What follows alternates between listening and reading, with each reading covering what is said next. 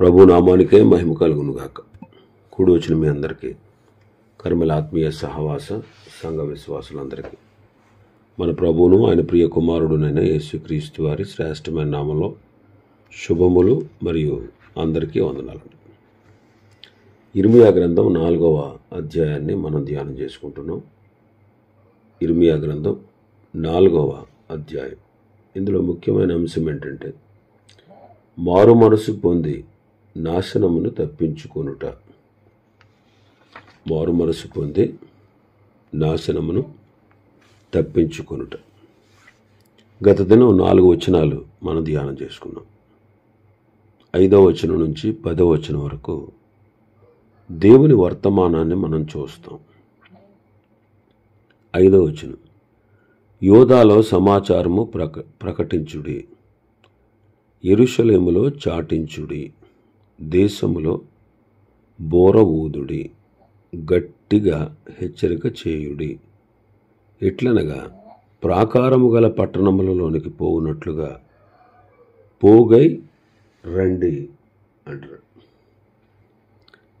ఇక్కడ యోదాలో సమాచారం ప్రకటించండి, యెరూషలేములో చాటించండి, దేశంలో బోర ఊదండి, గట్టిగా హెచ్చరిక చేయండి. ఎట్లనగా ప్రాకారము గల పట్టణంలోనికి పోవునట్లుగా పోగై రండి. కీడు వచ్చింది, తప్పించుకోవడానికి ప్రాకారము గల పట్టణంలోనికి పోగై రండి అంటారు. ఈనాడు మన ప్రాకారం గల పట్టణం తండ్రి అయిన దేవుడు, కుమారుడైన దేవుడు, పరిశుద్ధాత్మ దేవుడు. ఈనాడు ఆయనే మన ప్రాకారము గల పట్టణం, మన ప్రాకారము గల పట్టణం. అందుకే కొరింథీయులకు రాసిన 2వ పత్రిక 13వ అధ్యాయం 14వ వచనం చదివితే, మన ప్రభువైన యేసుక్రీస్తు కృపయు దేవుని ప్రేమయు పరిశుద్ధాత్మ సహవాసమును మీకందరికీ తోడైయుండును గాక అంటారు. మన ప్రభువైన యేసుక్రీస్తు కృపయు దేవుని ప్రేమయు పరిశుద్ధాత్మ సహవాసము మీకందరికీ తోడైయుండును గాక. కాబట్టి కీడు వస్తుంది, తప్పించుకోవడానికి ప్రాకారములు గల పట్టణంలోనికి రండి అంటున్నారు. రోమపత్రిక 8వ అధ్యాయం 1వ వచనం, కాబట్టి ఇప్పుడు క్రీస్తు యేసునందున్న వారికి ఏ శిక్షా విధియు లేదు అంట. ఇప్పుడు క్రీస్తు యేసునందున్న వారికి ఏ శిక్షా విధియు లేదు. కాబట్టి ఆలస్యం చెయ్యొద్దు, ఆలస్యం చెయ్యొద్దు. 6వ వచనం, సియోను చూచునట్లు ధ్వజమెత్తుడి, పారిపోయి తప్పించుకొనుటకు ఆలస్యము చేయకుడి అని చెప్పుడి.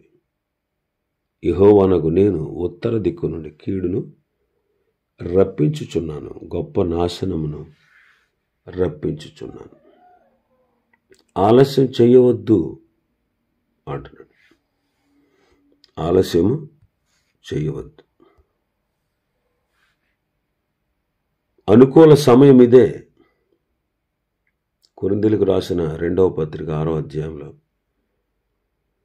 మొదటి 2 వచనాలు మనం చదివితే, మేము ఆయన తోడి పనివారమై మీరు పొందిన దేవుని కృపను వ్యర్థము చేసుకొనవద్దని మిమ్మల్ని వేడుకొనుచున్నాం. అనుకూల సమయమందు నీ మొర ఆలకించి తిని రక్షణ దినమందు నిన్ను ఆదుకుంటుని అని ఆయన చెప్పుచున్నాడు కదా. ఇదిగో ఇప్పుడే మిక్కిలి అనుకూలమైన సమయము, ఇదిగో ఇదే రక్షణ దినము. కాబట్టి ఇదే అనుకూల సమయం, ఇదే రక్షణ దినం. హెబ్రీ పత్రిక 3వ అధ్యాయం. హెబ్రీ పత్రిక 3వ అధ్యాయం 2వ వచనం. దేవుని ఇల్లంతటిలో మోషే నమ్మకముగా ఉండినట్టు ఈయన కూడా తను నియమించిన వానికి నమ్మకముగా ఉండెను. కాబట్టి దేవుణ్ణి విడిచిపోయేటువంటి దుష్ట హృదయం మనలోకి రాకూడదు అంటాడు హెబ్రీ పత్రిక 3:12. ఇక్కడ గమనించాల్సిన విషయం ఏంటంటే, కీడు వస్తుంది, ఆలస్యం చేయకుండా తప్పించుకొని ప్రాకారం గల పట్టణాల్లోకి రావాలి. మానవులందరికీ పాపం వల్ల కీడు వస్తూ ఉంది. ఆ కీడును తప్పించుకోవాలంటే ఆలస్యం చేయకుండా ఆయన వర్తమానం విని ప్రాకారం గల పట్టణమైన ప్రభువులోనికి మనం రావాలి. కాబట్టి ఇక్కడ ప్రకటించండి, ఇక్కడ ప్రకటించండి అంటున్నాడు. చాటించండి, బోర ఓదండి, హెచ్చరిక చేయండి, చెప్పండి. ఎందుకంటే దేవుడే వారి అతిక్రమాన్ని బట్టి, వారి పాపాన్ని బట్టి, వారి అవిశ్వాసాన్ని బట్టి వారిని శిక్షించబోతున్నాడు.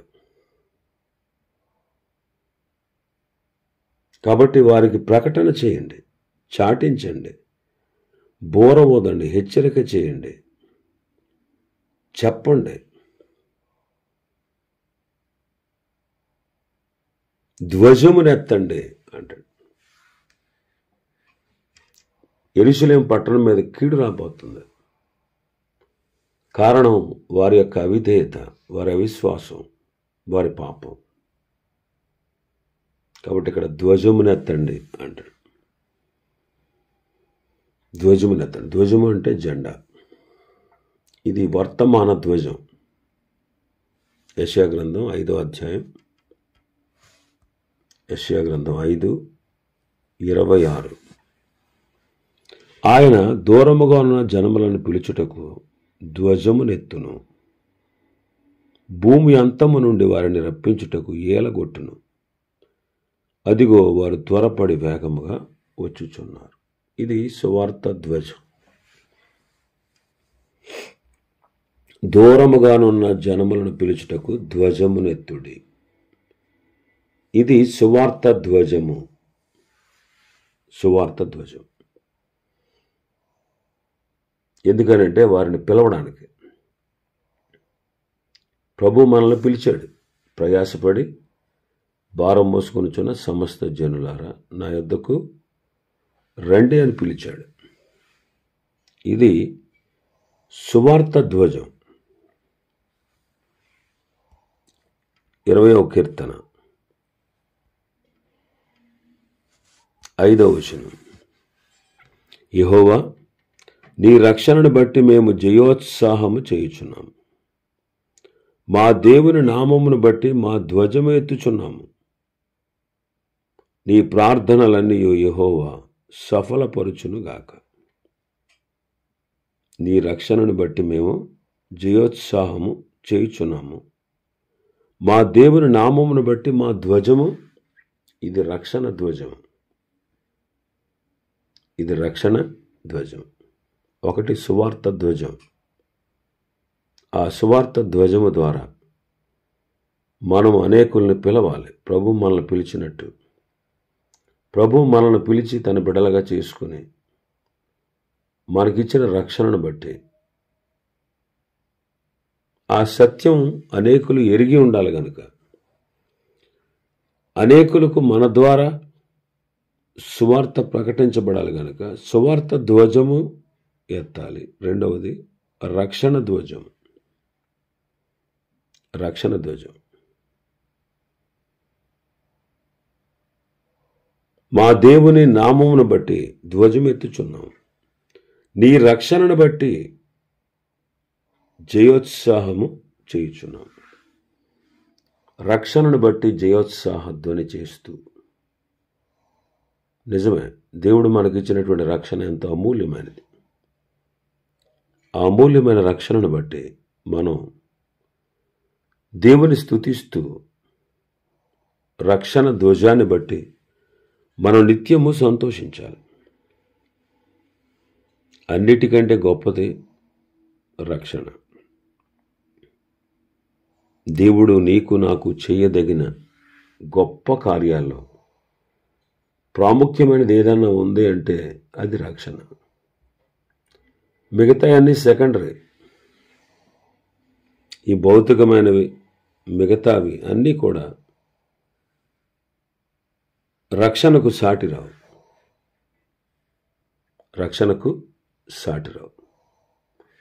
కాబట్టి రక్షణ ధ్వజమునెత్తి మనం ప్రభువును నిత్యము స్తుతించాలి. ఆయన ఇచ్చిన రక్షణను బట్టి సంతోషిస్తూ ఉండాలి. ఆయన ఏది చేసినా చేయకపోయినా, ఏది ఇచ్చినా ఇవ్వకపోయినా, అడిగింది జరిగినా జరగకపోయినా, భౌతికమైన వాటివి ఏ లోటు ఉన్నా ముఖ్యమైనది రక్షణ, ప్రాముఖ్యమైనది రక్షణ. మరి ఆ రక్షణ ఎంతో విలువైనదిగా మనం ఎంచాలి. ఆ రక్షణ యొక్క విలువ మనకు తెలియాలి. ఏమో మీకు ఆరోగ్యం ఇస్తాడో ఎవడో దేవుడు, నేను చెప్పలేను. మీరు గొప్పవాళ్ళు అవుతారో అవలో చెప్పలేను. కానీ ఒక్కటి మాత్రం చెప్పగలను, ఆయనందు విశ్వాసం ఉంచిన మనం రక్షించబడ్డాం. రక్షణ పొందిన మనం నిత్య శిక్షను తప్పించుకున్నాం. రక్షణ పొందిన మనం రేపు ఆయన రాజ్య వారసులం. రక్షణ పొందిన మనం పాపం నుంచి విడిపించబడతాం. రక్షణ పొందిన మనం ఏ విధమైన శిక్షావిధి లేకుండా ఆయనలో మనం అంగీకరించబడతాం. ఇది గొప్పది కదా. 70-80 సంవత్సరాల కోసం ఉండే ఈ లోక భోగాలు అవి అశాశ్వతం. కానీ దేవుడిచ్చిన రక్షణ గొప్పదే. మరి ఆ రక్షణను బట్టి మనం ఎంతో సంతోషించాలి. రక్షణ లేని, నిరీక్షణ లేని, దేవుడు లేనటువంటి లోకస్తులు నిజంగా దేవుళ్ళు కాని వాటిని పూజిస్తూ ఎంతో ఆనందంగా, వైభవంగా, సంతోషంగా వాళ్ళు ఉంటారు. కానీ రక్షణ పొందినటువంటి మనం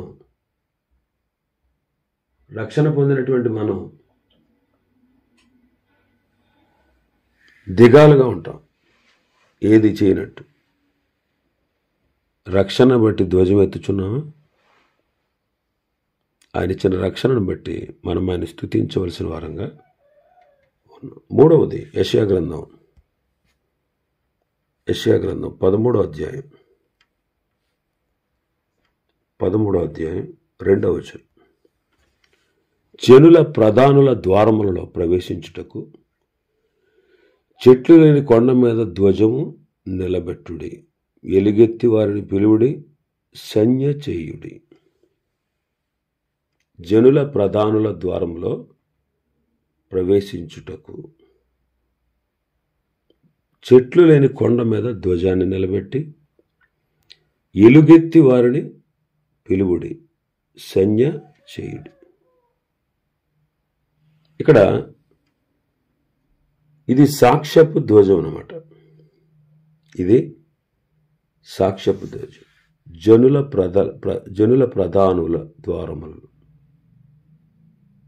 జనుల ప్రధానుల ద్వారాలు, అక్కడికి ప్రవేశించడానికి ధ్వజాన్ని నిలబెట్టండి, ఎలుగెత్తి వారిని పిలవండి, సంజ్ఞలు చేయండి. ప్రధానులు అంటే ముఖ్యులు. వారు ఇతరులకు మాదిరికరంగా ఉండవలసిన వారు. వారి నిమిత్తం ఇక్కడ చెప్పబడుతున్న మాట, మనం కూడా క్రీస్తునందు విశ్వాసులు. మనం కూడా ఇతరులకు సాక్షులుగా ఉండాలి. లోకానికి సువార్త చెప్పి మైకులు బద్దలు కొట్టి వాళ్ళకి మనం ఏం చెప్పలేం. కానీ మన సాక్ష్యం ద్వారా అన్య జనులను మనం ప్రభావితం చేయొచ్చు. మన సాక్ష్యం ద్వారా అన్య జనులను ప్రభావితం చేయొచ్చు.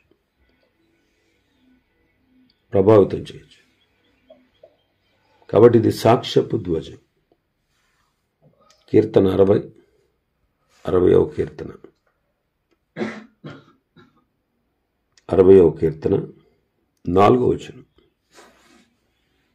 సత్యము నిమిత్తము ఎత్తిపట్టుటకై నీ యందు భయభక్తులు గల వారికి నీవొక ధ్వజము నిచ్చి ఉన్నావు. సత్యము నిమిత్తము ఎత్తిపట్టుటకై, ఇది సత్యధ్వజము. ఎన్నో తప్పు బోధలు, అబద్ధ బోధలు ఉన్నాయి లోకంలో. సత్యాన్ని అసత్యంగా ప్రకటించేవారు ఉన్నారు. ఏది సత్యమో ఏది అసత్యమో ఎరుగలేనటువంటి అజ్ఞానంలో నేటి సంఘం ఉంది. కానీ సత్యాన్ని ప్రకటిస్తూ సత్యవాక్యాన్ని ప్రకటిస్తున్నటువంటి వారు లేకపోలేదు. కనుక మనం పరిశుద్ధ గ్రంథాన్ని ఎక్కువగా పఠించాలి.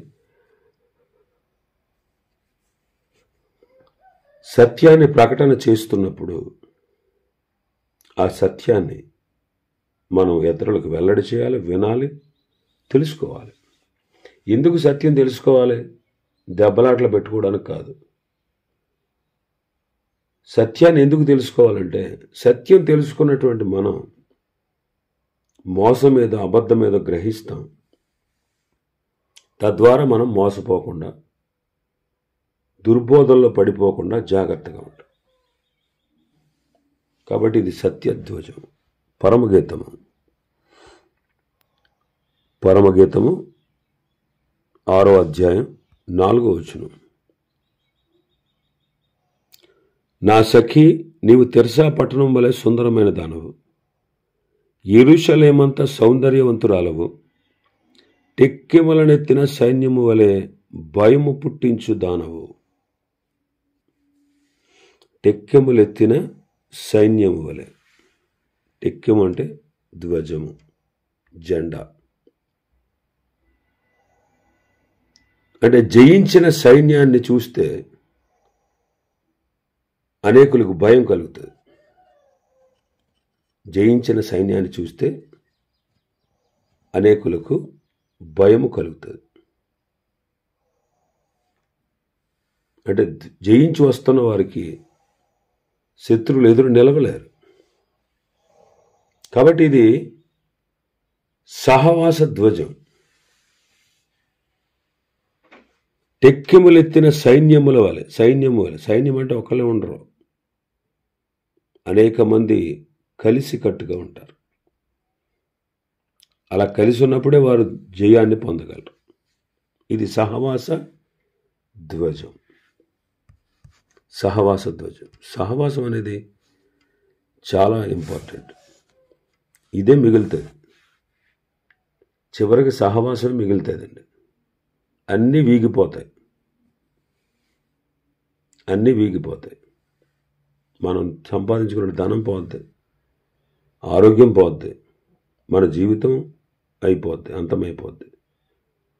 ఈ లోకంలో ఉండేటువంటివి అన్నీ కూడా పోతాయి. కానీ మిగిలిది ఏదో తెలుసా? సహవాసమే. ఇక్కడ ఎలా కలిసి ఉంటున్నామో పరలోకంలో కూడా అలాగే ఉంటాం. ఇది వీడిపోయేది కాదు. నేను కలవనన్నా తప్పేది కాదు, వద్దు అనుకున్నా వదిలేది కాదు. ఇది సహవాస ధ్వజం. ఇదే మిగులుతుందండి, ఇంకేం మిగలదు. మనం చేసే సహవాసమే చివరికి మిగులుతుంది. కాబట్టి ఇది సహవాస ధ్వజం. 2వ అధ్యాయం 4వ వచనంలో మనం చూస్తే, అతడు నన్ను విందుశాలకు తోడుకొని పోయాను, నా మీద ప్రేమను ధ్వజముగా ఎత్తెను. ఇది ప్రేమ ధ్వజం. ప్రేమను ధ్వజముగా ఎత్తెను అంటే అమితమైన ప్రేమను చూపించాడు. అమితమైన ప్రేమను మనం ప్రభు ద్వారా పొందుకున్నాం. మరి మనం ప్రభు ద్వారా ప్రేమను పొందుకోవడమేనా? మనం ప్రేమను పొందుకున్నాం కాబట్టి, ప్రభు మనల్ని ఎంతో ప్రేమించాడు కాబట్టి తిరిగి ఆయన ప్రేమించాలి.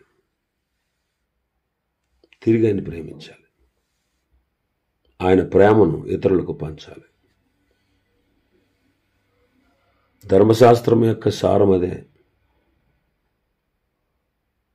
దేవుని ఆజ్ఞలన్నీ కూడా దేవుడు 2 భాగాలు చేశాడు. ఒకటి, నీ దేవుణ్ణి ప్రేమించు. 2, నీ తోటి వారిని ప్రేమించు. ఇది ప్రేమ ధ్వజం. నిర్గమకాండం 17వ అధ్యాయం 15వ వచనం. తరువాత మోషే ఒక బలిపీఠం కట్టి దానికి యెహోవా నిస్సి అని పేరు పెట్టి, నిస్సి అంటే ఫుట్ నోట్స్లో ధ్వజము అని ఉంది. ఇక్కడ అమాలేకీయుల మీద ఇశ్రాయేలీయులు జయం పొందారు కాబట్టి ఇది విజయ ధ్వజం. వారు పొందిన విజయ ధ్వజం అన్నమాట. విజయానికి సూచనగా ఒక జెండా నిలబెట్టి యెహోవా నిస్సి అని పేరు పెట్టారు. అమాలేకీయులను ఓడించారు. ఇది విజయ ధ్వజం. మనం కూడా ఓడించాలి. ఇంకా మనం చూస్తే యెషయా గ్రంథం 11వ అధ్యాయం 10వ వచనం. యెషయా గ్రంథం 11వ అధ్యాయం 10వ వచనం. ఆ దినమున ప్రజలకు ధ్వజముగా నిలుచుచుండు యెషయి వేరు చిగురునొద్ద జనముల విచారణ చేయును. ఆయన విశ్రమ స్థలము ప్రభావము గలదగును. ఆ దినమున ప్రజలకు ధ్వజముగా నిలుచుచున్న యెషయి చిగురు ఏం చేస్తాడైనా? జనములు విచారణ చేయును. ఆయన విశ్రమ స్థలము ప్రభావము గలదగును. ఇక్కడ ఆయన తీర్పు తీరుస్తాడనమాట. ఇది తీర్పు ధ్వజం. ఈ ధ్వజములన్నిటిలో వర్తమానికుడు సువార్త ధ్వజమును చేతబూని నశించిపోతున్న ఆత్మలకు సువార్త చెబుతూ నిరీక్షణ ధ్వజముతో ఉండాలి. కాబట్టి ఇశ్రాయేలీయులకు మనకు కూడా దేవుడు తన వర్తమానాన్ని ప్రకటించాడు.